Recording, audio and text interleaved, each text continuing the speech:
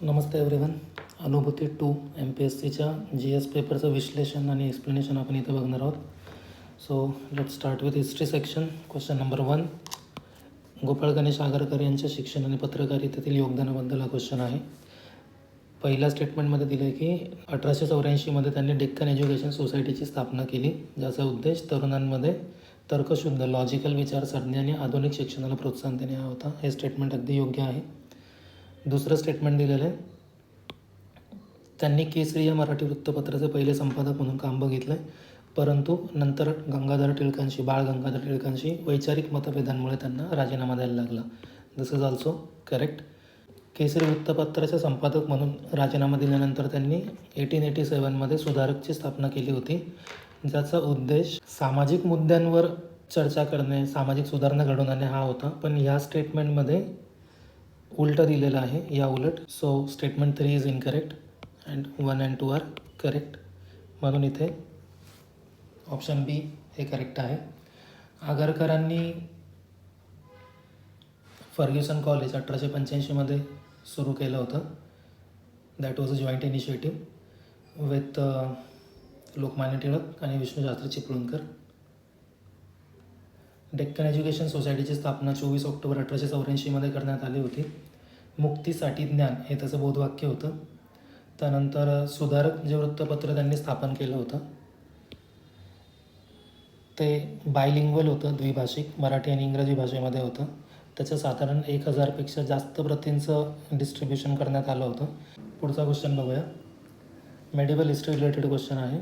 मुघलांच्या coin system, नाणे पद्धत जी होती, जी सिस्टम होती, त्याच्या संदर्भातील आपल्याला योग्य विधानं इथे बघायची आहेत. पहिलं विधान आहे, मुघलांची चलन प्रणाली ही त्रिधातू म्हणजे 3 मेटल्स त्याच्यामध्ये होते. ती तांबे, चांदी आणि सोने या तिघांचा त्यामध्ये समावेश होता. शेरशहाने प्रमाणित केलेला रुपया,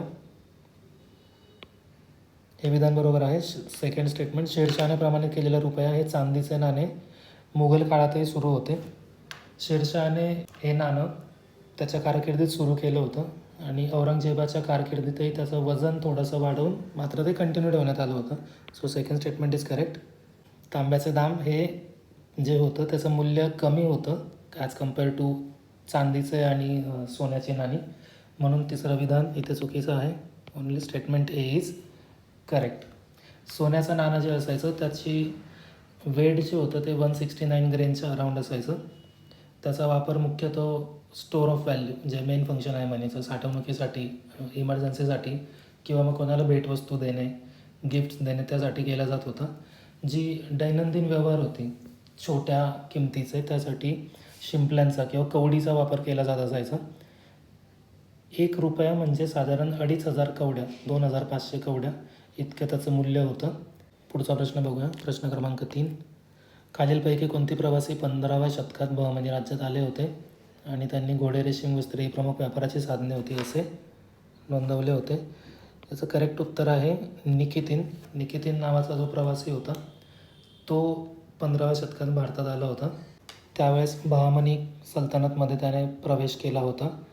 इब्ने बतूता जो होता तो मोहम्मद बिन तुघलक याच्या काळामध्ये 14व्या शतकात आलेला. अल बिरुनी जो होता तो सेंट्रल एशियातून त्याने प्रवास केला होता. महमूद ऑफ गझनी गझनवीद पिरियडमध्ये साधारण 11व्या शतकामध्ये. आणि डोमेंगो पेस जो होता त्याने पोर्तुगीज ट्रॅव्हलर होता आणि त्याने कृष्णदेवराय जो होता विजयनगर एम्पायरचे, त्याने त्या काळात प्रवास केला होता in the 16th century. So Nikitin is our right answer here. Next question, question number 4. वैदिक धर्माबद्दल, वैदिक काळाबद्दल हा क्वेश्चन आहे. ऋग्वेदामध्ये इंद्र हा सर्वाधिक पूज्य देवता मानला जात होता. दिस स्टेटमेंट इज करेक्ट.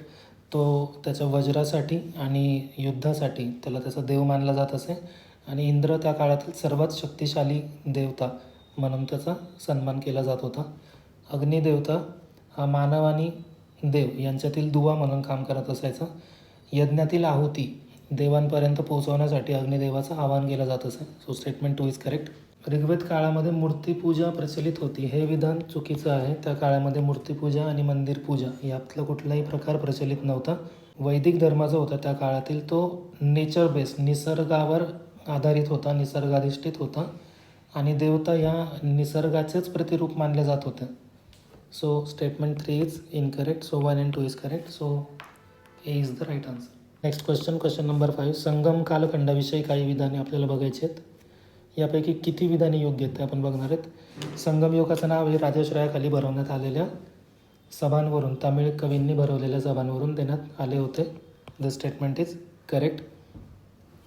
संगम साहित्य मुख्यतः गद्य स्वरूपात होते. हे स्टेटमेंट चुकीचं आहे. ते काव्य स्वरूपात मांडले गेलेले साहित्य होते. मणिमेगलाई वगैरे असे त्यातील काही कलाकृती फेमस आहेत. तिसरं स्टेटमेंट, तोल्कापियम यासारख्या संगम ग्रंथांमध्ये व्याकरण आणि नीतिशास्त्र यांचा विचार केलेला आहे. तोल्कापियम हा व्याकरणासाठीचा सर्वात चांगला संदर्भ ग्रंथ त्या काळातील मानला जातो. म्हणून विधान 1 आणि विधान 3 बरोबर आहे. विधान 2 चुकीचे आहे. सो इथे ऑप्शन बी हे आपलं करेक्ट आन्सर आहे. संगमच्या ज्या सभा होत्या त्या मदुराई येथे भरवल्या जात होत्या.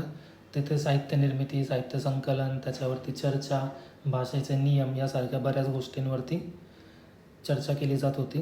संगम साहित्यामध्ये काव्य स्वरूपात ज्यावेळेस काव्यरचना किंवा ग्रंथरचना केली जात होती त्यामध्ये अहम, पुरम, नीतिशास्त्र, शासन, प्रशासन या सगळ्या विषयांचा समावेश केला जात होता. पुढचा प्रश्न बघूया. प्रश्न क्रमांक 6. 1857च्या उठाव संदर्भात हा प्रश्न आहे.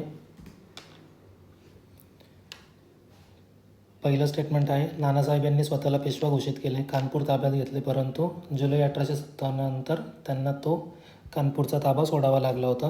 हे विधान अगदी योग्य आहे. बेगम हजरत महल यांनी त्यांच्याच मुलाला अवधचा नवाब म्हणून घोषित केलं, परंतु मार्च 1858मध्ये कॉलिन कॅम्बेल यांनी लखनौ ताब्यात घेतले. हे विधान योग्य आहे.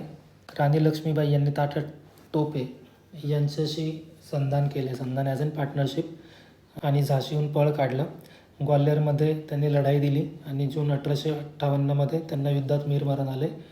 त्यावेळेस कॅप्टन ह्यू रोज यांच्याशी त्यांचा संघर्ष झाला होता. चौथं विधान आहे तात्या टोपेंचं, बचावात्मक किल्लेबंदीचं धोरण अवलंबले आणि 1858मध्ये त्यांनी शरणागती पत्करली. हे विधान चुकीचं आहे,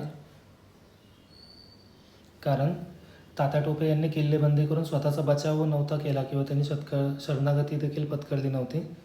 त्यांनी गनिमी पद्धत म्हणजे छापामार पद्धतीचा वापर केला. शेवटपर्यंत ते लढत राहिले.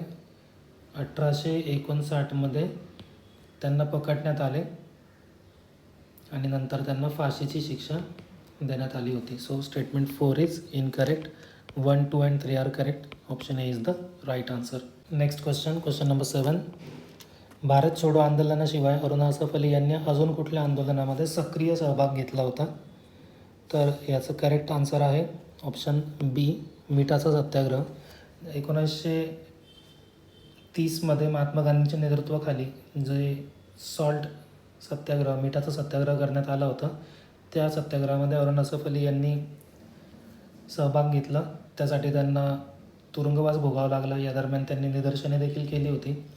तुरुंगात असताना त्यांनी कैद्यांवर होणाऱ्या अत्याचाराबद्दल, त्याच्या विरोधात त्यांनी उपोषण देखील केलं होतं.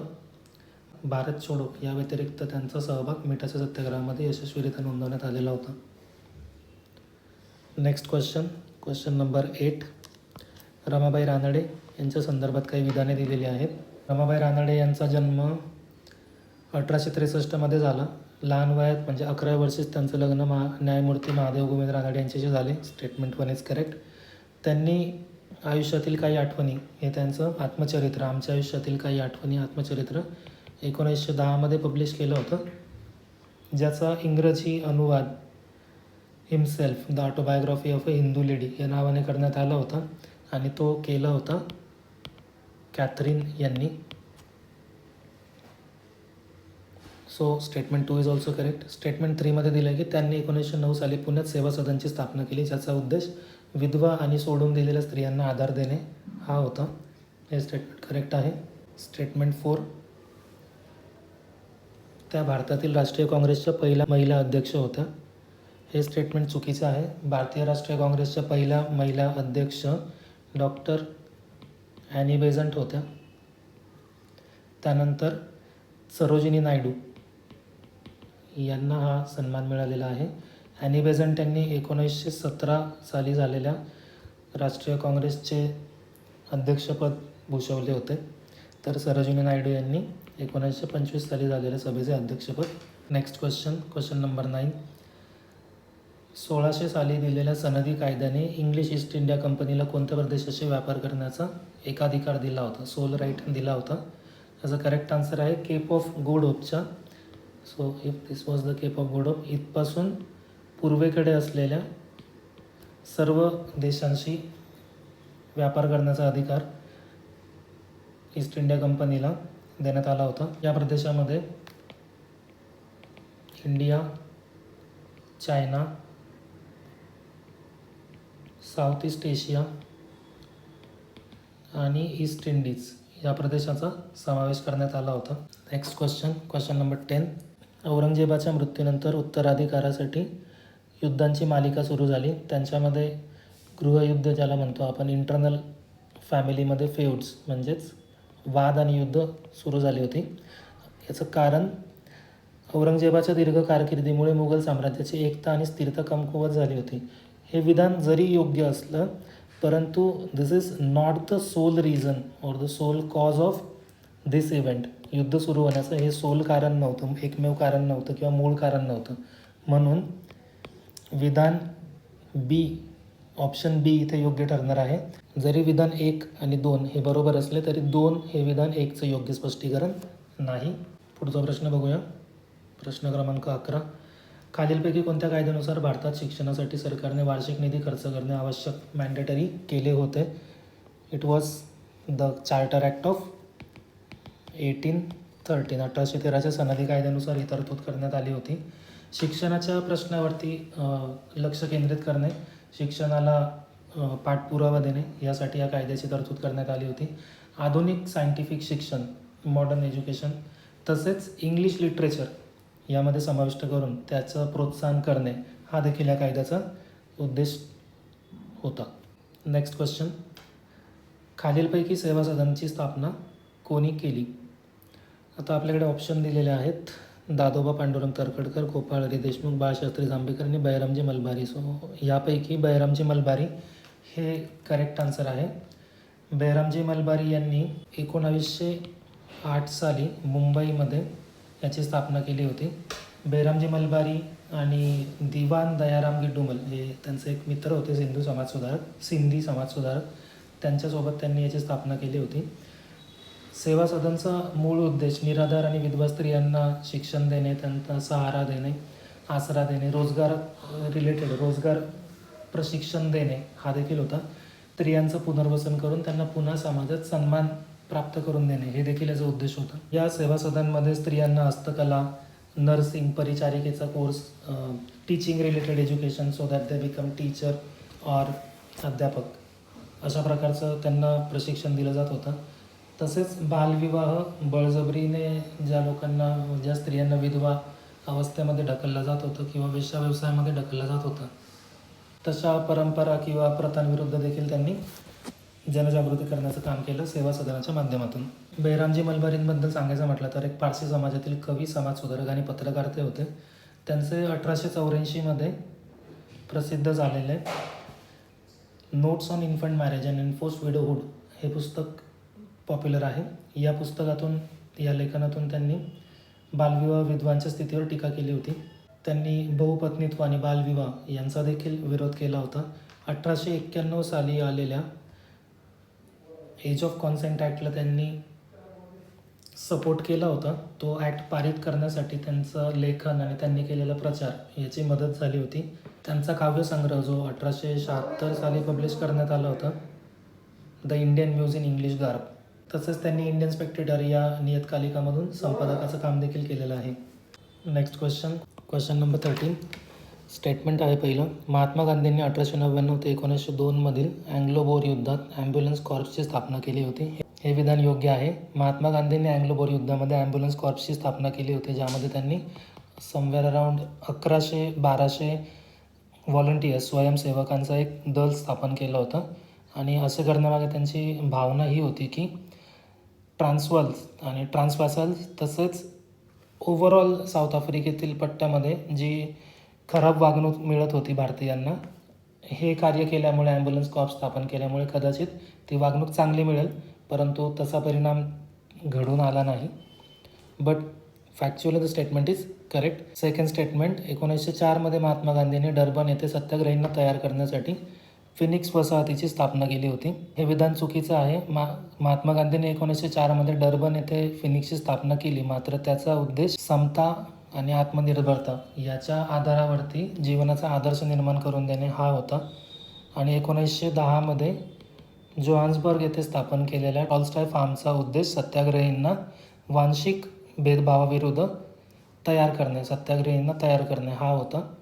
म्हणून विधान 2 चुकीचं आहे.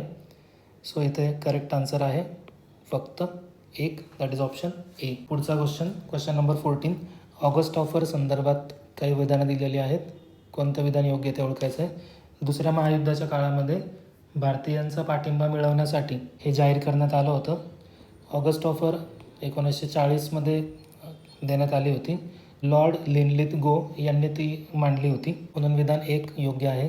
यात भारताला वसाहतीचे साम्राज्य म्हणजेच काय डॉमिनियन स्टेटस देण्याचा प्रस्ताव यामध्ये मांडण्यात आला होता, म्हणून विधान 2 देखील बरोबर आहे. यात युद्धानंतर संविधान सभा म्हणजेच कॉन्स्टिट्युएंट असेंब्ली स्थापन करण्यात येणार होती, जिचा उद्देश होता की त्यांनी नवीन राज्यघटना तयार करावी भारतासाठी, म्हणून इथे विधान 1, 2, 3 तीनही योग्य आहेत. So option D is the right answer. Question number 15. जातीय सरकार आणि प्रतिसरकार या कुठल्या अर्थाने वापरल्या जाणाऱ्या संकल्पना आहेत? दिस इज व्हेरी इझी क्वेश्चन. भारतामध्ये विविध भागात ज्यावेळेस ब्रिटिश सत्तेच्या विरोधात समांतर सरकारे पॅरलल गव्हर्नमेंट स्थापन करण्यात आली होती, त्यांना प्रतिसरकार आणि जातीय सरकार असं संबोधलं जात होतं. प्रतिसरकार जे होतं ते महाराष्ट्रातील साताऱ्यामध्ये 1943मध्ये नाना पाटील आणि यशवंतराव चव्हाण यांच्याकडून ते स्थापन करण्यात आलं होतं. त्यांनी गनिमी काळाच्या पद्धतीने ब्रिटिशांविरुद्ध लढा दिला. त्यांनी वेगवेगळे उपक्रम राबवले, जसं वाचनालय स्थापन केली, स्वतःच्या न्यायसंस्था स्थापन केल्या, दारूबंदीसारख्या चळवळी राबवल्या. तसेच त्यांनी गांधी पद्धतीचे विवाह देखील आयोजित केले होते. आणि जातीय सरकार जे होते, हे जातीय सरकार वेस्ट बेंगॉल, पश्चिम बंगालमधील तामलुक या ठिकाणी स्थापन करण्यात आलं होतं. आता आपण पॉलिटीचे क्वेश्चन बघणार आहोत. स्टेटमेंट 1. भारतीय राज्यघटनेच्या भाग 3मध्ये न्यायालयीनदृष्ट्या अंमलात आणता येणाऱ्या हक्कांची तरतूद केलेली आहे. येस, फंडामेंटल राईट्स जे आहेत कलम 12 ते 35मध्ये ते भाग 3 अंतर्गत देण्यात आलेले आहेत. भाग 3 अंतर्गत दिलेले हक्क हे केवळ राज्याविरुद्ध लागू होतात. हे विधान चुकीचं आहे, कारण यामध्ये दिलेले हक्क आपल्याला राज्याविरुद्ध हे कलम 12नुसार याच्यामध्ये केंद्र सरकार, राज्य सरकार, त्यांची यंत्रणा संस्था याविरुद्ध अंमलात आणल्या जातात. तसेच आर्टिकल 17 जे आहे अस्पृश्यतेचे उच्चाटन, हा खाजगी व्यक्तींविरुद्ध देखील लागू करता येतो. Hence statement 2 is incorrect. And भाग 3 व्यतिरिक्त इतर कोणतेही हक्क कलम 32 अंतर्गत न्यायालयीनदृष्ट्या अंमलात आणता येत नाही. हे विधान बरोबर आहे. जे रेड ज्युरिस्डिक्शन आहे, दॅट इज अंडर आर्टिकल 32, हे फक्त आणि फक्त फंडामेंटल राईट्सच्या उल्लंघनाविरुद्धच वापरता येतं. इतर कोणत्याही कामासाठी ते अंमलात आणता येत नाही. मात्र using article 226 high courts can do this thing. So statement B, option B is the right answer here. Next question number 17. भारतीय राज्यघटनेतील खालीलपैकी कोणत्या भागामध्ये विकेंद्रीकरणासंबंधी तरतूद आहे? That is decentralisation.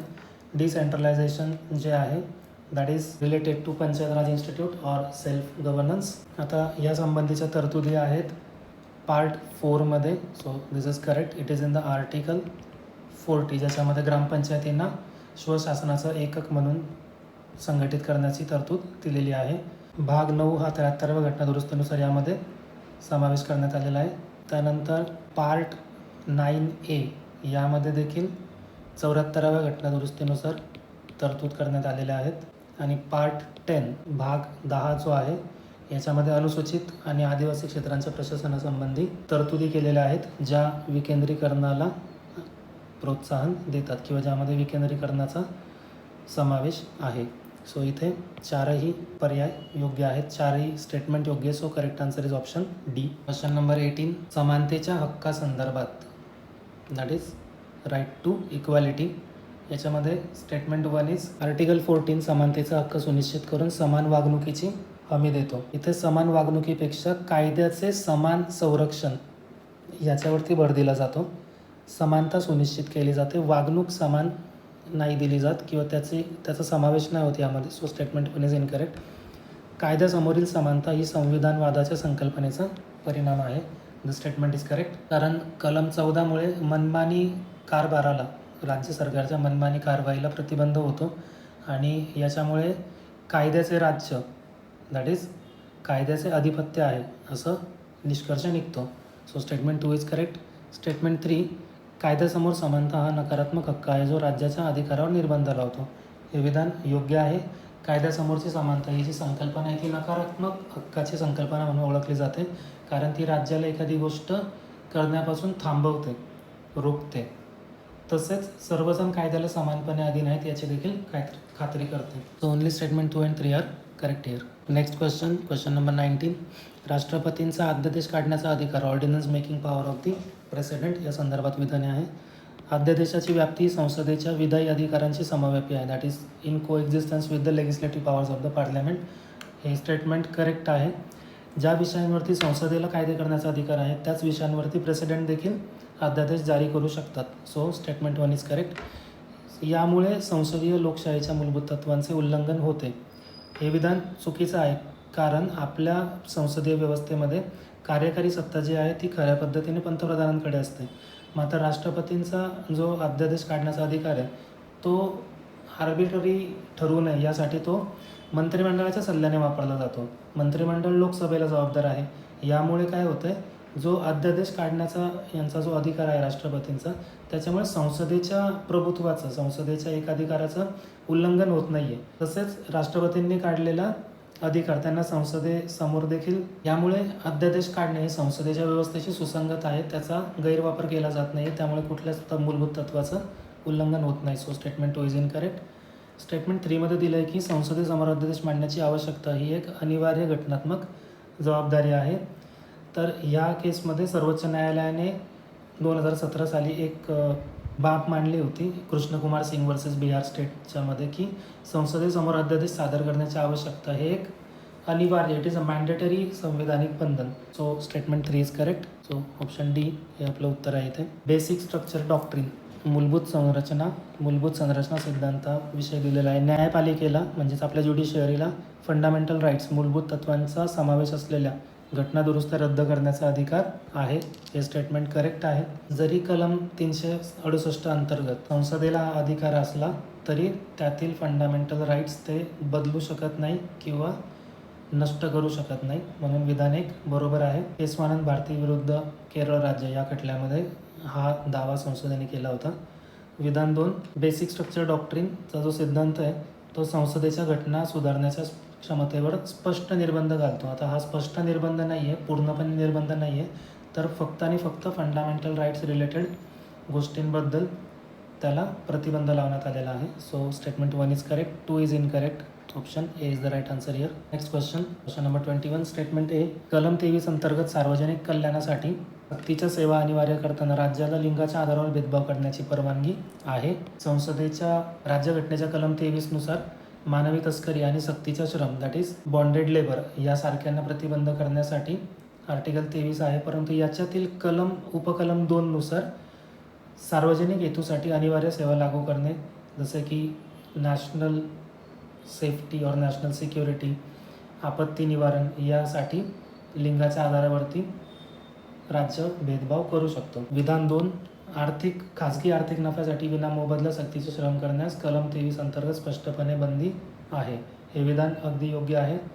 राज्यघटना आपल्या शोषणकारी श्रमपद्धतीविरुद्ध संरक्षण देते, ज्याच्यामुळे कोणालाही त्याच्या संमती किंवा मोबदल्याशिवाय श्रम करण्यास भाग पाडले जात नाही याची खात्री केली जाते. ते दोनही वाक्य बरोबर आहेत. 1833च्या चार्टर ॲक्ट सनदी कायद्याच्या संदर्भातील विधाने, युरोपीय लोकांच्या भारतात स्थलांतर तसेच जमीन व मालमत्ता मिळवणार असलेले सर्व निर्बंध यामुळे या कायद्यानुसार दूर करण्यात आले होते.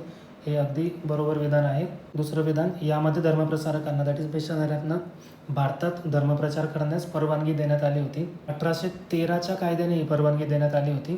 Statement 2 is incorrect. आणि ब्रिटिश भारतातील कायद्यांचे संहिताकरण करण्याची तरतूद यामध्ये करण्यात आली होती. कोडिफिकेशन करण्यात आलं होतं लॉ कमिशन स्थापन करून. So statement 3 is correct answer is option C. Next question number 23. महाराष्ट्रात त्रिस्तरीय प्रणाली स्थापन होण्यापूर्वी ग्रामपंचायतीची पायाभरणी कोणत्या कायद्याने करण्यात आली होती? याचं उत्तर आहे मुंबई ग्रामपंचायत अधिनियम 1958. महाराष्ट्रामध्ये 1962 साली पंचायत राज व्यवस्था लागू होण्यापूर्वी मुंबई ग्रामपंचायत अधिनियम 1958 हा कायदा अस्तित्वात होता. या कायद्यानुसार सर्व तरतुदींची पाहणी केली जात होती. Next question number 24. Vasantrao Naik समितीच्या अहवालाच्या शिफारसींवर आधारित राज्याने महाराष्ट्र पंचायत समिती व जिल्हा परिषद अधिनियम 1961 संमत केला, जो 1 मे 1962 पासून अंमलात आणण्यात आला. हे विधान योग्य आहे आणि या कायद्याअंतर्गत त्रिस्तरीय पंचायत राज व्यवस्था महाराष्ट्रात कार्यान्वित करण्यात आली होती. पी पाटील समिती 1984 सालची यांच्या समितीनुसार पंचायत राज व्यवस्थेतील सुधारणा करण्यासाठी 180हून अधिक शिफारसी करण्यात आल्या होत्या. The statement is also correct. 184 शिफारसी या समितीने केल्या होत्या. Both statements are correct. Question number 25. LN Bongirwar समिती 1970 सालची या समितीने जिल्हा नियोजन व विकास मंडळे स्थापन करण्याची शिफारस केली, जी प्रथम 1972 मध्ये स्थापन करण्यात आली होती. महाराष्ट्रातील जिल्हा नियोजन व विकास मंडळाने 1974 पासून जिल्हास्तरीय योजना तयार करणे सुरू ठेवले होते. 1972 मध्ये district planning and development boards याची स्थापना केली गेली होती आणि यानुसार 1974 मध्ये या योजनांची सुरुवात करण्यात आली.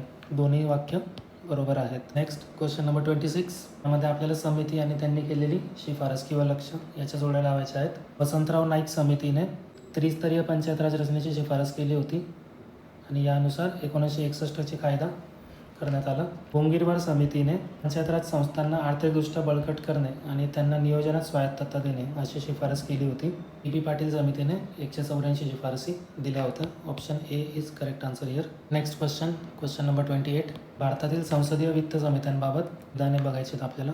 अंदाज समिती दॅट इज एस्टिमेट कमिटी, या कमिटीमध्ये 30 सदस्य असतात व हे सर्व लोकसभेतील सदस्य असतात. हे विधान बरोबर आहे. सार्वजनिक लेखा परीक्षा समितीमध्ये 22 सदस्य असतात, ज्यात 15 सदस्य लोकसभेतून आणि 7 सदस्य राज्यसभेतून असतात. हे देखील विधान योग्य आहे. अंदाज समितीचे अध्यक्ष नेहमी विरोधी पक्षातून निवडले जातात. विधान चुकीचं आहे. नेहमी नसतात. लोकसभेचे अध्यक्ष नियुक्त करतात आणि ते विरोधी पक्षातील असतीलच अशी कुठलीही नियम किंवा परंपरा नाही. स्टेटमेंट 4. 1967 पासून सार्वजनिक लेखा परीक्षा समितीचे अध्यक्ष हे नेहमी विरोधी पक्षातून असतात.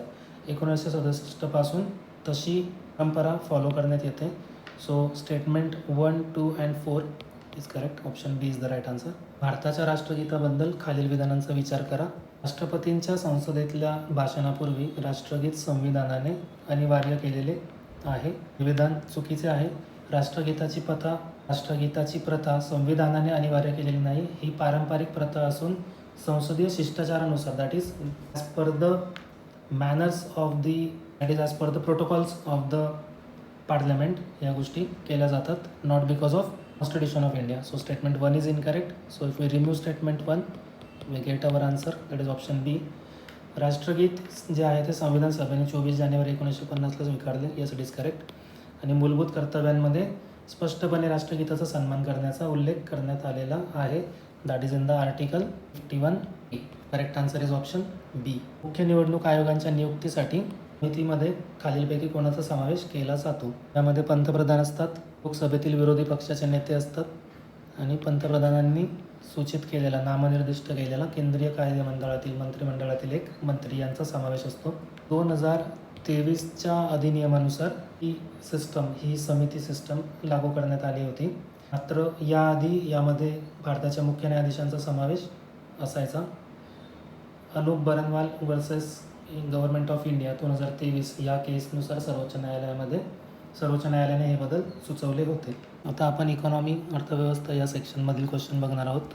Question number 31. भारताच्या संचित निधीत खालीलपैकी कोणते घटक समाविष्ट असतात? Which of the following items are factored in the consolidated fund of India? तर सर्व करातून मिळणारा महसूल, सरकारने केलेले सर्व प्रकारचे कर्ज, सिव्हिल सर्वंट्सचं सॅलरीज, त्यांचं निवृत्ती वेतन आणि वित्त आयोगाकडून मिळणाऱ्या अनुदान राशी ज्या तुमच्या आर्टिकल नंबर 275 अंतर्गत दिल्या जातात, ग्रँटी नेट्स ज्याला म्हणतो आपण. तसेच IAS ऑफिसर्स आणि इतर अधिकारी त्यांचे निवृत्ती वेतन देखील याच्यातून जाते. सो 1, 2, 3, 4 हे चारही घटक याच्यामध्ये समाविष्ट असतात कन्सोलिडेटेड फंड ऑफ इंडियामध्ये. So answer is a. Next question number 32. भारतात येणाऱ्या पर्यटनामुळे इनवर्ड टुरिझममुळे रुपयाचे मूल्य वाढते. हे विधान बरोबर आहे, कारण जर परदेशी पर्यटक भारतात येऊन डॉलरमध्ये खर्च करत असतील तर त्यामुळे रुपयाची मागणी वाढते आणि रुपयाचं ॲप्रिशिएशन होते. रुपयाचे मूल्य वाढल्यास ॲप्रिशिएशन झाल्यास निर्यातीस फटका बसतो. हे देखील बरोबर आहे, कारण एका डॉलरमागे कमी रुपये परदेशी खरेदीदारांना मिळतात आणि याच्यामुळे भारतातील जो माल आहे तो फॉरेनमध्ये परदेशामध्ये महाग वाटू लागतो आणि यामुळेच आपल्या निर्यातीला फटका बसू शकतो. So statement 2 is also correct. Statement 3. निर्यात कमी झाल्यास रुपयाचे अवमूल्यन. याच्याच उलट कंडिशन ऑप्शन 3 दिसून येते आणि रुपयाचे अवमूल्यन झाल्यास भारताची व्यापार स्पर्धात्मक. स्टेटमेंट 4. रुपयाचे अवमूल्यन झाल्यास भारताची व्यापार स्पर्धात्मकता वाढते. हे देखील विधान योग्य आहे, कारण जर रुपयाचे अवमूल्यन झालं तर एका डॉलरमागे आपल्याला अधिक रुपये मिळतात. याच्यामुळे भारतीय वस्तू परदेशात तुलनेने स्वस्त होतात आणि यामुळेच भारताची व्यापार स्पर्धात्मकता वाढीस लागते. सो चारही विधाने बरोबर आहेत. Question number 33. Periodic labour force survey PLFS बद्दल विधाने आहेत. PLFSमध्ये शहरी भागासाठी CWS करंट विकली स्टेटस आणि ग्रामीण आणि शहरी भागांसाठी युज्युअल स्टेटस तसेच CWS दोन्ही निकषांवर आधारित वार्षिक रोजगार व बेरोजगारीचे निर्देशक मोजले जातात. ही दोन्ही वाक्य बरोबर आहेत. PLFS जे आहे that is done by ministry of statistics and programme implementation, that is सांख्यिकी व कार्यक्रम अंमलबजावणी मंत्रालय. CWSमध्ये मागील 7 दिवसातील कामाचा विचार केला जातो, तर सबसिडरी स्टेटसमध्ये मागील 30 दिवसातील कामाचा विचार केला जातो. प्रिन्सिपल स्टेटसमध्ये सर्वाधिक सलग केलेल्या कामाचा विचार केला जातो, तर युज्युअल स्टेटसमध्ये 365 दिवसात मागील 365 दिवसात केलेल्या कामाचा विचार केला जातो. Question number 34. केंद्र सहाय्य वाटपासाठी गाडगीळ सूत्र सर्वप्रथम कोणत्या पंचवार्षिक योजनेत वापरण्यात आले? हे सूत्र पहिल्यांदा 4थ्या पंचवार्षिक योजनेत वापरण्यात आले होते. हा छोटासा ट्रिक क्वेश्चन होता. याच्यामध्ये 4थ्या पंचवार्षिक योजनेचे 2 ऑप्शन होते, त्याच्यामध्ये आपण त्याच्या योजनेचा कार्यकाळ बदलून देण्यात आला होता. So correct answer is 1964 to 74. 4th plan. Gadgil सूत्रामध्ये लोकसंख्या, प्रतिव्यक्ती उत्पन्न, टॅक्स एफर्ट म्हणजेच कर प्रयत्न, चालू सिंचन व वीज प्रकल्प आणि विशेष समस्या स्पेशलाइज्ड समस्या यांना योगदान देण्यात आलं होतं. लोकसंख्येला सर्वाधिक 60% योगदान देण्यात आले होते. 1991-92 लोकसंख्येला 55% योगदान देण्यात आले होते. Next question number 35. भारतातील 1990च्या दशकाच्या सुरुवातीस उद्भवलेल्या व्यवहार तोलाच्या संकटाला, बॅलन्स ऑफ पेमेंट क्रायसिसला कुठले घटक कारणीभूत होते? यामध्ये ट्रिक क्वेश्चन होता. Issue refer to this option, that is option number 4. अनिवासी भारतीयांच्या ठेवींमध्ये जादा प्रवाह. जर NRI येणारा पैशाचा प्रवाह वाढला असता, म्हणजेच काय, डॉलर आणि इतर परदेशी चलनाचा साठा जर वाढला असता तर आपलं बॅलन्स ऑफ पेमेंटचं संकट कमी होत गेलं असतं.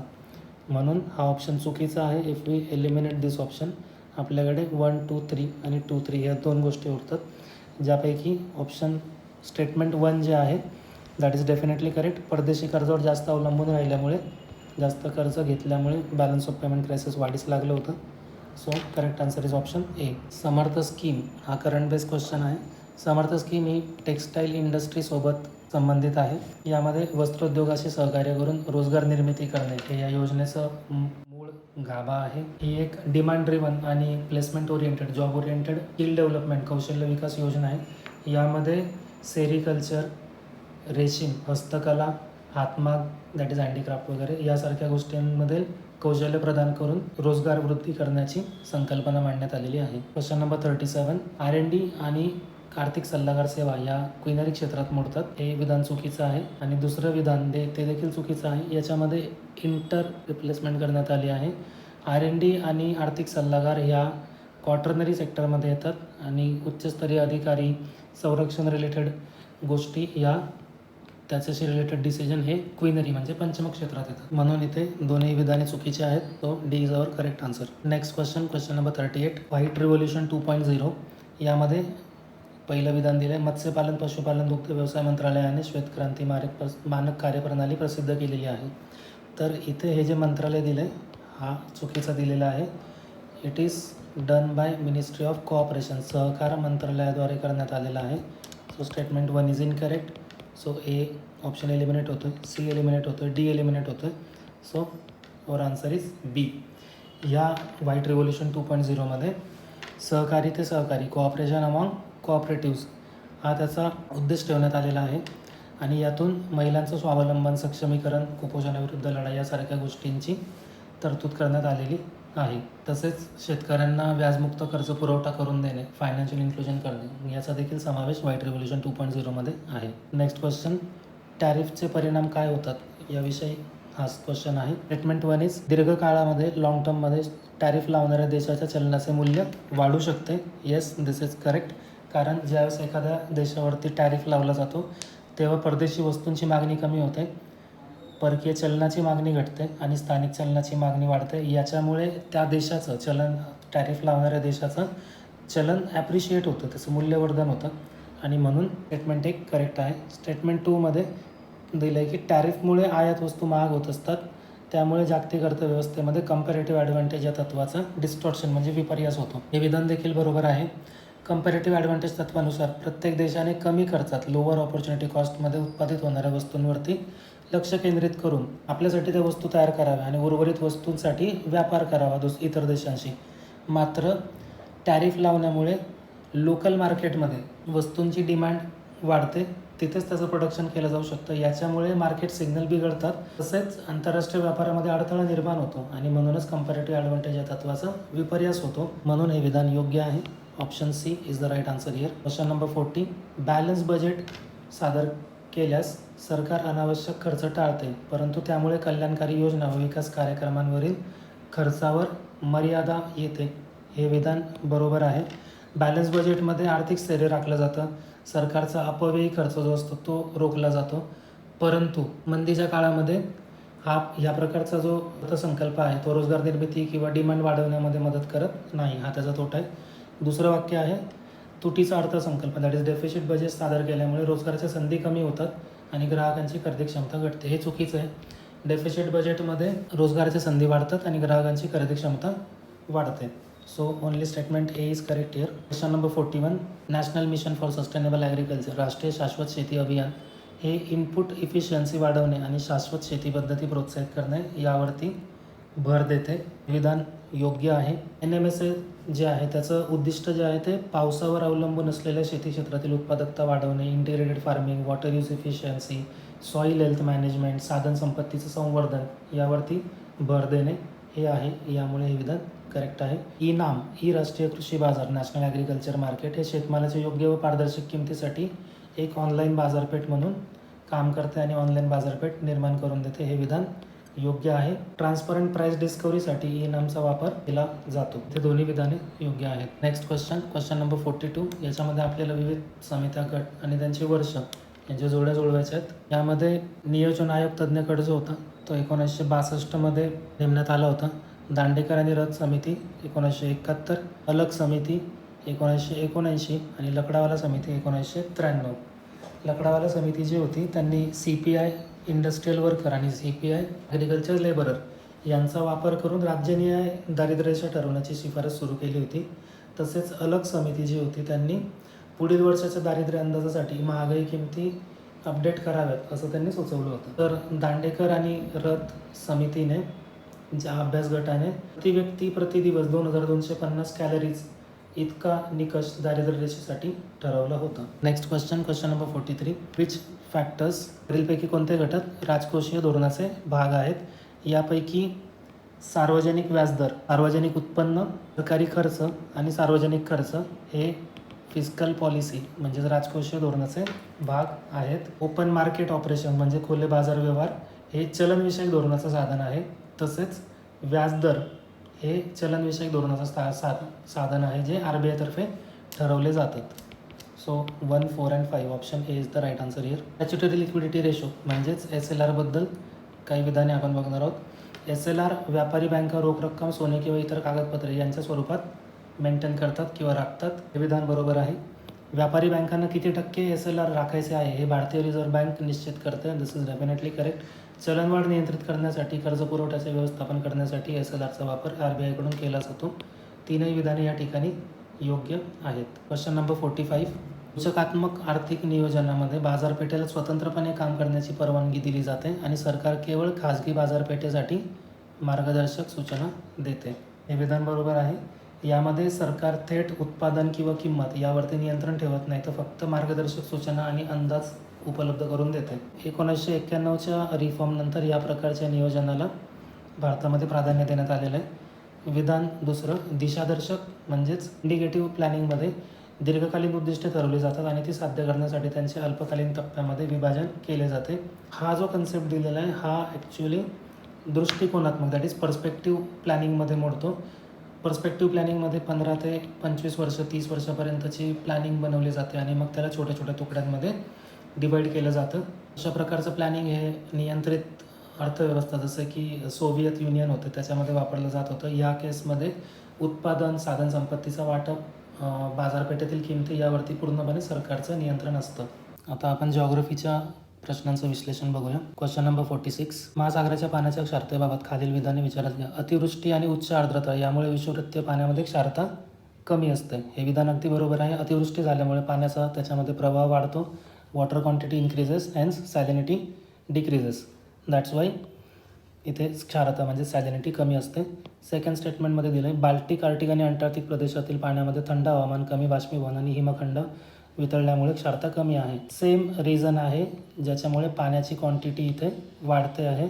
क्वांटिटी वाढल्यामुळे फ्रेश वॉटरचा सप्लाय वाढल्यामुळे इथं सॅलिनिटी कमी होते. Hence both statements are correct. Next question number 47. महाराष्ट्रातील जिल्हे आणि त्यामध्ये आढळणारे खनिज यांची आपल्याला जोडी लावायची आहे. यामध्ये कोल्हापूर जिल्ह्यात बॉक्साईटचे साठे आढळून येतात. चंद्रपूरमध्ये फ्लोराईट, गोंदियामध्ये मॅग्नाईट तसंच लो खनिज सापडते आणि भंडारा जिल्ह्यामध्ये क्रोमाईटचे साठे दिसून येतात. महाराष्ट्रामधील काही प्रमुख खनिज पट्टे आहेत जसं की विदर्भ विभाग पूर्व महाराष्ट्रामध्ये आणि कोकण विभाग पश्चिम महाराष्ट्रामध्ये. काही जिल्हानिहाय प्रमुख क्षेत्र जसं डोलामाईटचे साठे चंद्रपूर, नागपूर, यवतमाळमध्ये सापडतात. फ्लोराईट आणि शेल चंद्रपूरमध्ये आढळून येतं. लोह खनिज जे आहे ते गोंदिया जिल्ह्यातही दिसून येतं. कायनाईट भंडारा आणि नागपूरमध्ये दिसून येतात. क्रोमाईटचे साठे सिंधुदुर्गातही आढळून आलेले आहेत. Next question number 48. Professor Harry Hess यांनी दिलेल्या समुद्रतळ विस्तार म्हणजेच सी फ्लोअर स्प्रेडिंग थेअरीबद्दल काही विधाने आपल्याला बघायची आहेत. जुन्या कवचाला वेगळे करताना तड्यांमधून लाव्हा वर येतो जो समुद्राच्या पाण्यामुळे थंड होऊन नवीन कवच तयार होतं. That is the actual condition की ह्या दोन खडकांमधून किंवा प्लेट्समधून गॅपमधून इथून नवीन लाव्हा वर येतो. हा लाव्हा थंड होतो आणि त्याच्यामुळेच पुन्हा नवीन कवच सी फ्लोअर तयार होतं. So statement A is correct.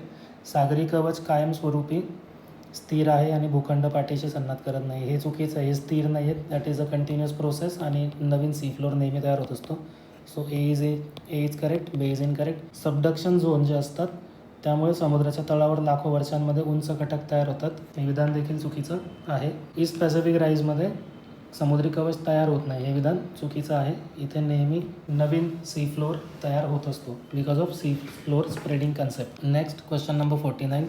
खालीलपैकी कोणत्या गोष्टी पृथ्वीच्या अंतर्भागाविषयी माहिती मिळवण्याचे थेट स्रोत दॅट इज डायरेक्ट सोर्सेस. यापैकी ज्वालामुखीचा उद्रेक हा डायरेक्ट सोर्स आहे, कारण ज्वालामुखीच्या उद्रेकामधून जी मॅग्मा बाहेर येतो आहे त्या मॅग्माचं डायरेक्ट ॲनालिसिस करता येऊ शकतं. भूकंप लहरी ही secondary that is indirect source आहे. So this is incorrect. उल्का जे आहे दॅट इज मेटेओराइट्स ते पृथ्वीच्या अंतर्भागाविषयी तुलनात्मक माहिती आपल्याला देतात. तो डायरेक्ट स्रोत नाही आहे. खाणकाम हा डायरेक्ट स्रोत आहे आणि पृष्ठभागावरील खडक देखील डायरेक्ट स्रोत आहे. सो यापैकी 3 घटक जे आहेत ते थेट स्रोत the direct sources of earth's interior study. Next question number 50. जेव्हा थंड हवा जमिनीजवळ असते आणि उबदार हवा वर येण्यापासून रोखते तेव्हा तापमानाचे व्यस्तन होते. तापमानाचे व्यस्तन इज टेम्परेचर इन्व्हर्जन.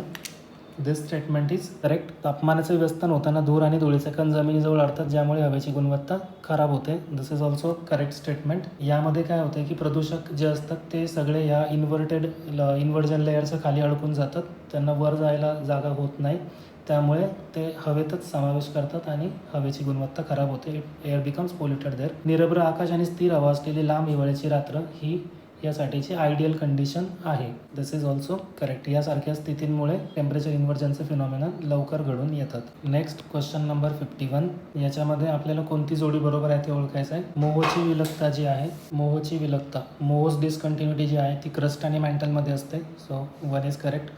कॉन्रॅड जी आहे ती सियाल आणि सायमाला वेगळी करत असते. त्यानंतर रेपेटीची जी विलगता आहे, रेपेटीज डिस्कंटिन्युटी, ती अप्पर मेंटलला लोअर मेंटलपासून सेपरेट करते. So this is incorrect. Statement 2 pair 2 is incorrect. And the Gutenberg जी आहे ती पृथ्वीचं आवरण आणि द्रवीय भाग दॅट इज लिक्विड कोर, हे दोघांची जी पेअर आहे ती उलट दिलेली आहे. So 2 and 3 are incorrect, only 1 is correct. Next question number 52. Lithosphere म्हणजे शिलावरणामध्ये खंडीय आणि महासागरीय that is continental and oceanic असं दोन्ही क्रस्ट दिसून येतात. कवच म्हणजे क्रस्ट दिसून येत आहे. So statement 1 is correct.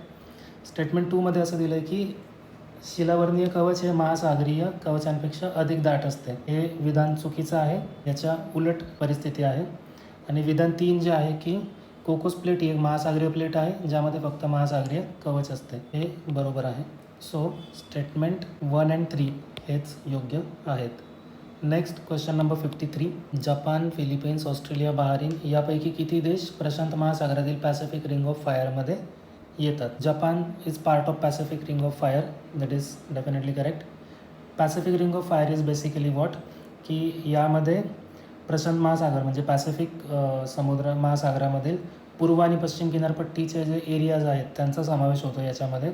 यामध्ये जपान, फिलिपिन्स, ऑस्ट्रेलियाचा काही वरचा भाग याचा देखील समावेश होतो, मात्र संपूर्ण ऑस्ट्रेलिया याच्यामध्ये येणार नाही. आणि बहारीन हा देश पॅसिफिक रिंग ऑफ फायरमध्ये येत नाही. बहारीन देश इकडच्या पट्ट्यात आहे, पॅसिफिक रिंग ऑफ फायर इकडच्या पट्ट्यात आहे. So they are not interconnected. Next question number 54. उष्णकटिबंधीय चक्रवादळे विषुववृत्ताजवळच का निर्माण होत? Next question number 54. उष्णकटिबंधीय चक्रीवादळे म्हणजे ट्रॉपिकल सायक्लोन्स इक्वेटरजवळ विषुववृत्ताजवळ निर्माण होत नाही. त्याचं कारण कोरिओलिस फोर्स. कोरिओलिस फोर्स जो असतो तो पृथ्वीच्या परिभ्रमणामुळे स्वतःभोवती फिरण्यामुळे तयार होतो आहे आणि त्याच्यामुळे उत्तर गोलार्धात वाहणारी हवा आणि पाणी हे उजवीकडे आणि दक्षिण गोलार्धात डावीकडे वळत असतात. हा कोरिओलिस फोर्स जो असतो तो चक्रीवादळ निर्माण करण्यासाठी आणि त्यांच्या रोटेशनसाठी जरुरी असतो, जो विषुववृत्ताजवळ नसतो, तिथे ॲबसेंट असतो. दॅट्स वाय तिथे ट्रॉपिकल सायक्लोन तयार होऊ शकत नाही. Question number 55. वार्म करंट उष्ण प्रवाह जे असतात they transport water from equatorial regions towards higher latitude as opposite to cold currents. Warm current हे इक्वेटरपासून वर जातात, कोल्ड करंट हे इक्वेटरपासून खाली येतात. So statement 1 is correct. Warm currents increase humidity and precipitation while cold currents make coastal climates drier. Because of cold temperature हवाचं तिथे प्रेसिपिटेशन होत जातं आणि त्याच्यामुळे हवा तिथली ड्राय होत जाते. So both statements are correct. Correct answer is option C. Next statement. Next question 56. Monsoon हा ऋतूजन्य वाऱ्यांच्या बदलामुळे निर्माण होतो. It is caused by seasonal shift in the winds. It is correct. मान्सूनमुळे आर्द्र व कोल्ड असे दोन्ही ऋतू तयार होतात, वेट अँड ड्राय सीझन. आणि monsoon winds exist in tropical and subtropical regions other than parts of Asia. आशियाच्या बाहेर देखील मान्सून काही ठिकाणी आढळून येतो. हे विधान बरोबर आहे. जसे की ज्या ठिकाणी लँड आणि वॉटर बॉडीज यांच्यामध्ये टेम्परेचर डिफरन्स येतो, सीझनल टेम्परेचर डिफरन्स, त्या ठिकाणी मान्सून तयार होतो. फॉर एक्झाम्पल अमेरिकेत देखील मान्सून आहे, नॉर्थ अमेरिकेमध्ये कॅलिफोर्नियाच्या प्रदेशात आढळून येतो, मेक्सिकोच्या बॉर्डरच्या आसपास देखील मान्सून दिसून येतो. So it is not limited to Asia only, it also occurs outside Asia some parts. Option D is the correct answer here. Question number 17 भारतातील जनगणनेसंदर्भात आहे. भारतातील पहिली जनगणना 1881 मध्ये घेण्यात आली होती. हे विधान योग्य आहे. ती जनगणना पूर्ण नव्हती झाली कारण त्यामध्ये संपूर्ण देशाचा समावेश नव्हता करण्यात आलेला. 1881 नंतर दरवर्षी भारतामध्ये दर 10 वर्षांनी याची जनगणना केली जात आहे. इट इज द डेसेनियल, दशवार्षिक जनगणना. 2021 सालची जनगणना कोरोनाच्या महामारीमुळे घेण्यात आली नव्हती. विधान 2 जे दिले, सांख्यिकी आणि कार्यक्रम अंमलबजावणी मंत्रालय which is Ministry of Statistics and Program Implementation is the designated authority for conducting census. Census घेण्याची जबाबदारी यांची नाही आहे, ती जबाबदारी आहे भारताचे निबंधक महालेखाधिकारी व जनगणना आयुक्त म्हणजेच registered general and census commissioner of India आणि that is under ministry of home affairs. So statement 2 is incorrect. जनगणनेद्वारे लोकसंख्याशास्त्रीय, सामाजिक, सांस्कृतिक आणि आर्थिक माहिती संकलित केली जाते. This is correct. Our correct answer is 1 and 3, that is option C. Question number 58. स्थलांतरित शेती शिफ्टिंग कल्टिवेशनच्या जोड्या लावायच्यात कुठल्या देशासोबत? पहिली जोडी बरोबर आहे. लदांग हा इंडोनेशियातील स्थलांतरित शेतीचा प्रकार आहे. दुसरं जे आहे ray, that is from Vietnam, हे देखील बरोबर आहे. तिसरी जोडी जी आहे milpa, that is from Mexico and roca is from Brazil. All are correct. Question number 59. वरीलपैकी कोणती राज्ये कृष्णा नदीच्या पाणलोट क्षेत्रामध्ये येतात, कॅचमेंट एरियामध्ये येतात कृष्णा नदीच्या? Here our correct answer is 3 राज्य येतात. तर कुठली 3 राज्य येतात याच्यामध्ये? महाराष्ट्र, कर्नाटक, आंध्र प्रदेश. मात्र यामध्ये तामिळनाडूचा समावेश होत नाही. महाराष्ट्र, कर्नाटक, आंध्र प्रदेश, तामिळनाडूचा या ठिकाणी समावेश नाही. Question number 16. यामध्ये अष्टविनायकाची मंदिरं आणि त्यांची स्थानं, महाराष्ट्रातील जिओग्राफीचा, कल्चरल जिओग्राफीचा हा पार्ट आहे. त्यामध्ये मयुरेश्वराचं मंदिर मोरेगावमध्ये आहे.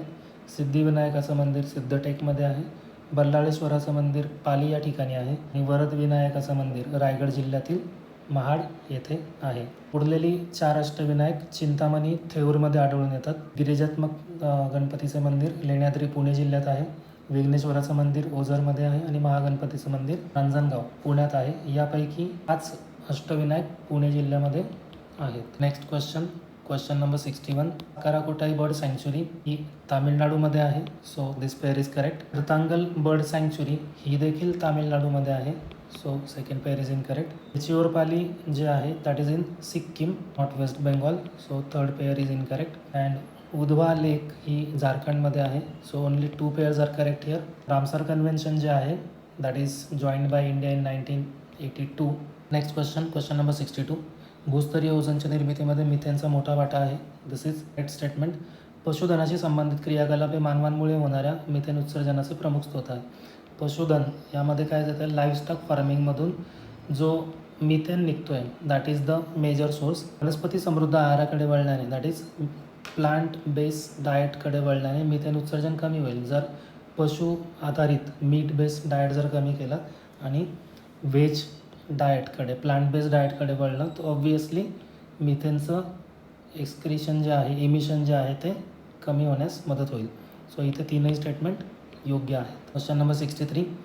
Primary succession takes place over an area where no community has existed previously. This statement is correct. Primary succession itself defines area in which there is previously no living life. Primary succession happens faster than secondary succession. हे चुकीचं आहे. Primary सक्सेशनला सर्वाधिक अधिक वेळ लागतो, then secondary, then tertiary. So 2 is incorrect.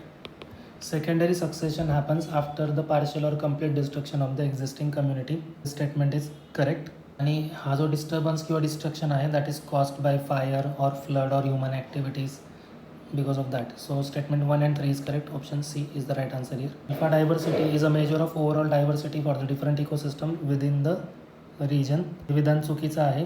Alpha diversity is what? It is actually the diversity within the particular area or the ecosystem but not overall diversity. So statement 1 is incorrect. And gamma diversity refers to what? They have given to with diversity within a particular area. So this is interchanging of the definition here. So both statements are incorrect. This is what gamma diversity is and this is alpha. Correct statements, nothing is correct here. So answer is option D. Bioaccumulation. Persistent organic pollutants can bioaccumulate in the fatty tissue of living organisms. So this statement is correct because these chemicals, POPs such as DDT, dioxins, they are fat soluble and they accumulate in the fatty tissues. So this statement is correct. And they are not easily broken down, so they remain in the body for a long time and their concentration increases over the period of time. Statement 2. Concentration of toxins increases at higher levels of the food chain. This statement is definitely correct because the concentration of toxin increases at higher levels of food chain because of biomagnification. Biomagnification is what? It is the accumulation of toxin within a single organization over a time and not across the levels of food chain. Hence option A is correct answer here. आता आपण current affairs सेक्शनचे question बघणार आहोत. Question number 66. विकसित पंचायत कर्मयोगी या इनिशिएटिव्हबद्दल काही विधाने बघायची आहेत. हा उपक्रम पंचायत राज मंत्रालयाने सुरू केलेला आहे. हे विधान चुकीचं आहे. हा initiative ministry of public grievances and pensions यांनी सुरू केलेला आहे. कर्मचारी प्रशिक्षण विभाग सार्वजनिक तक्रारी निवृत्ती वेतन विभाग असं त्याचं मराठी नाव आहे. हा उपक्रम 25 डिसेंबरला लॉन्च करण्यात आला होता, ज्या दिवशी अटल बिहारी वाजपेयींची जन्मदिवस आहे.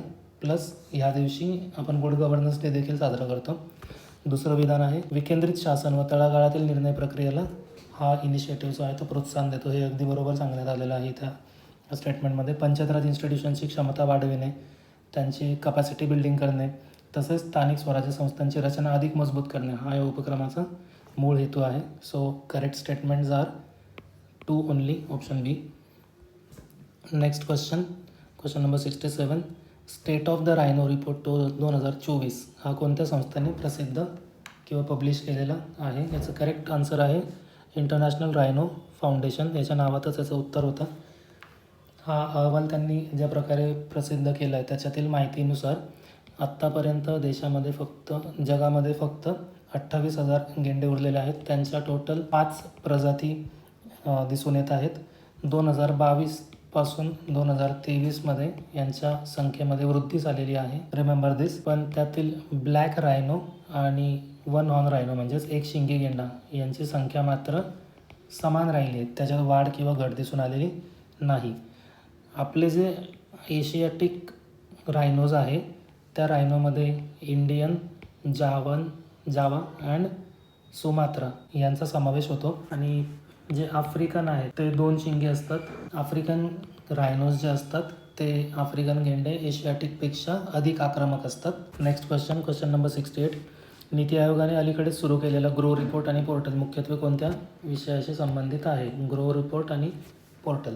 ग्रो याचा जो फुल फॉर्म आहे तो आहे grinning and restoration of Westland with agro forestry. हा अहवाल आणि जो पोर्टल आहे ते नीती आयोगाद्वारे प्रसिद्ध करण्यात आलेला आहे, पब्लिश करण्यात आलेला आहे. स्टेटमेंट दिलेलं आहे पहिलं, ॲग्रो फॉरेस्ट्री जसं याच्या फुल फॉर्ममध्ये सांगितलं तसं याच्या ॲग्रो फॉरेस्ट्रीला प्रोत्साहन देणे तसेच ओसाड जमिनीचं पुनर्संचयन करणे युजिंग भूस्थानिक तंत्रज्ञान दॅट इज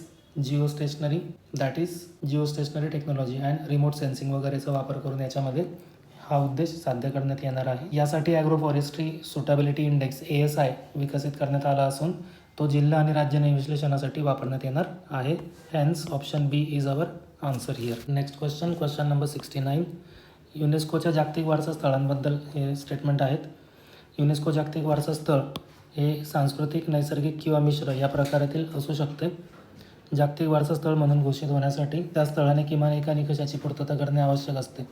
हे निकष मानवी सर्जनशीलता, ऐतिहासिक सांस्कृतिक महत्त्व आणि विलक्षण नैसर्गिक सौंदर्य या गोष्टींशी संबंधित आहे. ही दोन्ही वाक्य बरोबर असून विधान सी हे करेक्ट आन्सर आहे. मार्च 2025मध्ये नवीन 6 स्थळांचा समावेश करण्यात आलेला आहे टेंटेटिव्ह लिस्टमध्ये. यामध्ये अशोकाचे एडिक्ट्स म्हणजे अशोकाचे शिलालेख, 64 योगिनी मंदिर, मधुमल मंदिर यांचा समावेश करण्यात आलेला आहे. काही प्रमुख वारसा स्थळे आहेत उत्तर भारतातील, जसं दिल्लीतील कुतुब मिनार, हुमायूंचा मकबरा, हरियाणामधील लेक ऑर्बिझर कॉम्प्लेक्स, कर्नाटकातील हम्पी, ओडिशामधील कोणार्क सूर्य मंदिर, आसाममधील काझीरंगा मानस राष्ट्रीय उद्यान, मध्य प्रदेशातील खजुराहो, भीमबेटका केव्स, सांचीचा स्तूप यापैकी भरपूर आहेत. Next question number 70. भारताने securities of supplies agreement that is SOSA हा करार कोणत्या देशासोबत केला आहे? याचा करेक्ट आन्सर आहे option number 4D that is अमेरिकेसोबत सोसा करार करण्यात आलेला आहे. ऑगस्ट 2024मध्ये हा करार करण्यात आला होता वॉशिंग्टन DC मध्ये. याचा उद्देश आहे की संरक्षण क्षेत्रातील जे सहकार्य आहे ते जास्तीत जास्त दृढ करणे, दोन्ही देशांमध्ये डिफेन्स इंडस्ट्रीयल क्षेत्रातील भागीदारी पार्टनरशिप वाढवायची, त्यानंतर सप्लाय चेन सिस्टम डेव्हलप करायची आहे याच्यामध्ये, आणि टेक्नॉलॉजिकल प्लस स्ट्रॅटेजिक या दोन्ही फ्रंटवरती डेव्हलपमेंट घडवून आणण्याची आहे. Next question number 71. याच्यामध्ये लष्करी सराव आणि त्यातील सहभागी देश यांच्या आपल्याला जोड्या लावायचं आहे. So the correct answer is यापैकी किती जोड्या योग्यरित्या जोडल्यात ते आपण बघतोय. पहिली जोडी बघूया, वरुण हा जो आहे तो भारत आणि फ्रान्स यांच्यामधला नेव्हल एक्सरसाइज आहे. So 1 is correct. Eastern bridge हा इंडिया आणि ओमान, नॉट UAE, इंडिया आणि ओमानमधला हवाई सराव आहे. So 2 is incorrect. Al Najah हा भारत आणि ओमान यांच्यातला डिफेन्स एक्सरसाइज आहे. So statement 3 pair 3 is correct. आणि इंद्रा जो आहे तो इंडिया आणि रशियातील लष्करी सराव आहे. सो यापैकी 3 जोड्या करेक्ट आहेत म्हणून ऑप्शन सी इथे योग्य ठरतं आहे. Next question number 72. भारतीय अन्न पुरस्कार 2025 याला कृषी क्षेत्रातील नोबेल असं म्हटलं जातं. हा पुरस्कार कोणत्या व्यक्तींना देण्यात आलेला आहे? याचं करेक्ट आन्सर आहे मॅरी एंजेला हंगेरिया. यांनी काय केलेलं योगदान दिलेलं आहे, त्या योगदानासाठी त्यांना दिलं. तर यांनी रासायनिक खतांचा वापर कमी करून जैविक बियाणे आणि माती उपचार तंत्रज्ञानाच्या मदतीने शाश्वत शेती सस्टेनेबल ॲग्रिकल्चर प्रमोट केलेलं आहे. ब्राझील ह्या देशातल्या त्या नागरिक आहेत. यांनी मातीतील सूक्ष्मजीवांचा वापर करून वनस्पतींना पोषण द्रव्य न्यूट्रिशन उपलब्ध करून देण्यासाठी टेक्नॉलॉजी विकसित केलेली आहे. ह्या पुरस्कारासाठी जागतिक अन्न पुरस्कारामध्ये त्यांना $5 लाख, 5 लाख अमेरिकन डॉलर्स एवढी रक्कम त्यांना पुरस्कारामध्ये मिळालेली आहे. Next question number 73. चांद्रयान-5 ज्याचं नाव आहे LUPEX, lunar polar exploration mission, हा भारत आणि जपानचा प्रकल्प आहे. संयुक्त मूवमेंट आहे त्यांची, जॉईंट मिशन इट इज. याच्या संदर्भात कोणती विधाने योग्य आहेत ते बघूया. चांद्रयान-5चा लँडर इस्रो विकसित करणार आहे. दिस इज करेक्ट. या मोहिमेसाठी जो रोवर आहे तो जॅक्सा म्हणजे जपानच्या स्पेस इन्स्टिट्यूटकडून विकसित करण्यात येणार आहे. दिस इज ऑल्सो करेक्ट. ही मोहीम जपानच्या H3 रॉकेटवरून 2027-28मध्ये प्रक्षेपित करण्यात येणार आहे. हे तीनही वाक्य या ठिकाणी करेक्ट आहेत. चांद्रयान-3चं जे प्रक्षेपण आहे ते भारताने केलं होतं 2023मध्ये आणि चंद्राच्या साऊथ पोलवरती लँडिंग करणारा भारत पहिला देश ठरला होता. चांद्रयान-4 जे आहे ते या मिशनच्या आधी प्रक्षेपित केलं जाणार आहे आणि जे सॅम्पल रिटर्न मिशन आहे, it is sample return mission. चंद्रावरील माती किंवा खडकाचे नमुने ते पृथ्वीवरती आणले जाणार आहेत आणि त्याच्यानंतर जे चांद्रयान-5 प्लॅन केलेलं आहे ते इंडिया आणि जपानची कॉमन मोहीम आहे, जॉईंट मोहीम आहे. या मोहिमेचं मुख्य उद्दिष्ट चंद्राच्या पृष्ठभागावर आणि पृष्ठभागाखाली पाण्याच्या नकाशाचे म्हणजे पाण्याचं अस्तित्व, या मोहिमेचं उद्दिष्ट चंद्राच्या पृष्ठभागावर आणि चंद्राच्या पृष्ठभागाखाली पाण्याचे अस्तित्व असलेले नकाशावर दाखवणे हे आहे. तसेच चंद्रावरील माती, धूळ यांचं ड्रिलिंग करून त्याच्यातील पाण्याचं प्रमाण, गुणवत्ता, त्याच्यातील केमिकल कंपोजिशन, रासायनिक संरचना याचा देखील अभ्यास केला जाईल. ही मोहीम साधारण 3.5 महिने म्हणजे जवळपास 100 दिवस सुरू असणार आहे. Next question number 74. Mahavistar mobile app हे महाराष्ट्र शासनाच्या कोणत्या विभागाद्वारे लॉन्च करण्यात आलेले आहे? याचं करेक्ट उत्तर आहे कृषी विभाग. या ॲपवरती शेती संदर्भातील सर्व माहिती आणि व्हिडिओज उपलब्ध करून देण्यात आलेले आहेत. या ॲपमध्ये मराठी चॅटबॉट देखील देण्यात आलेला आहे. नेक्स्ट क्वेश्चन जयंत नारळीकर यांच्या संदर्भात आहे. नुकतंच जयंत नारळीकरांचं निधन झालं होतं. जयंत नारळीकर यांना यक्षांची देणगी यांच्या या पुस्तकाला महाराष्ट्र शासनाचा पुरस्कार मिळालेला आहे. So this statement is correct. 1996मध्ये युनेस्कोचा कलिंग पुरस्कार आणि 2010मध्ये महाराष्ट्र शासनाचा पुरस्कार त्यांना मिळाला. त्यांचे वडील रँगरेल विष्णू वासुदेव नारळीकर हे बनारस हिंदू BHUमध्ये गणित शाखेचे प्रमुख होते. हे देखील विधान योग्य आहे. तीनही वाक्य इथे करेक्ट आहेत. नारळीकरांचा जन्म जो आहे तो 1938 साली झाला आहे आणि त्यांची डेथ इट इज इन 2025. त्यांच्या आत्मचरित्राचं नाव आहे 4 नगरातले माझे विश्व. यक्षांची देणगी याच्या जोडीला त्यांचा ट्रॉयचा घोडा, इतर विज्ञान कथा, अंतराळातील राक्षस अशी त्यांची पुस्तकं प्रसिद्ध आहेत. Next question number 76. महाराष्ट्रातील सिंधुदुर्ग जिल्ह्यातील वेंगुर्ला येथील निवती रॉकजवळील डॅश डॅश या बंद पडलेल्या युद्धनौकेभोवती भारतातील पहिले पाणी संग्रहालय, पाण्याखालील संग्रहालय आणि कृत्रिम प्रवाळ खडक विकसित केले जाणार आहे. महाराष्ट्रासंदर्भातील ही अतिशय महत्त्वाची न्यूज आहे. याचं करेक्ट आन्सर आहे INS गुलदार. निवती रॉकजवळ INS गुलदार याच्या भोवती हे पहिलं संग्रहालय आणि कृत्रिम प्रवाळ खडक विकसित केलं जाणार आहे. यासाठी 47 कोटी, साधारण 47 कोटींचा निधी मंजूर करण्यात आलेला आहे. हे जहाज 2024मध्ये डिकमिशन करण्यात आले होते. Next question 77. कोणत्या राज्याने अपघात पीडितांना मदत करणाऱ्या चांगल्या समारिटन्सला प्रोत्साहन देण्यासाठी राहवीर योजना सुरू करण्यात आलेली आहे? ते राज्य आहे मध्य प्रदेश. मध्य प्रदेशाने ही योजना सुरू केली असून अपघात पीडितांना वैद्यकीय सुविधापर्यंत पोहोचण्यास ज्या व्यक्तीने मदत केली जाईल त्या व्यक्तीला 25,000 रुपयापर्यंतचं रोख बक्षीस दिलं जाणार आहे. या कार्यक्रमाचा उद्देश रस्ते अपघातातील मृत्यूंची संख्या कमी करणे हा आहे. Next question number 78. National Maritime Heritage Complex, it is being developed at which one of the following ancient Harappan sites? So the name of site is Lothal. Basically काय आहे की इंडिया मरीटाईम हेरिटेज कॉन्क्लेव्ह 2024 ही जी conference किंवा conclave झाली होती या ठिकाणी हा सगळा डिसिजन घेतला गेला होता. लोथल जे आहे ते सिंधू संस्कृतीतील एक महत्त्वाचं साईट होती. त्या ठिकाणी डॉकयार्ड म्हणजेच जहाजाचा जो तळ असतो, जहाज तळ, ते तिथे सापडलं होतं पुरातन काळातील. ह्या हेरिटेज कॉम्प्लेक्समध्ये भारताचा सागरी इतिहास जो हडप्पा संस्कृतीपासून तर आत्ताच्या आधुनिक काळापर्यंत जो सागरी इतिहास आहे तो याच्यामध्ये दाखवण्यात येणार. याच्यामध्ये संग्रहालय, वारसा उद्यान, नेव्हल गॅलरीज यासारख्या गोष्टी बांधण्यात येणार आहेत. Next question number 79. भारतातील सहकारी संस्था कोऑपरेटिव्ह इन्स्टिट्यूट संदर्भातील हा क्वेश्चन आहे. महाराष्ट्रामध्ये देशातील एकूण सहकारी संस्थांपैकी 1/4 म्हणजे साधारण 25% सहकारी संस्था आहेत. हे विधान योग्य आहे. संयुक्त राष्ट्रसंघाने हे आंतरराष्ट्रीय 2025 हे आंतरराष्ट्रीय सहकारी वर्ष म्हणून घोषित केलेले आहे. इथे दोन्ही वाक्य आपली बरोबर आहे. 97व्या घटनादुरुस्तीनुसार आर्टिकल 19(1)(c) याच्यामध्ये सहकारी संस्थांचा समावेश करण्यात आला होता. कलम 243(ZH) टू 243(ZT) या कलमांमध्ये सहकारी संस्थांच्या कारभारासंदर्भात तरतुदी समाविष्ट करण्यात आलेल्या आहेत. Next question number 80. आईवाईज युतीबद्दल खालील विधाने विचारात घ्या. ही 5 देशांची गुप्तचर माहिती शेअर करणारी गटयुती आहे. So it is a group of 5 countries that share intelligence among themselves. This is a correct statement. हे 5 देश कोणते आहेत? USA, UK, Canada, Australia and New Zealand. दुसऱ्या महायुद्धानंतर संदेश उलगडणे that is decoding of the messages यासारख्या सांकेतिक गुप्तचर कार्यासाठी त्याची स्थापना करण्यात आली होती.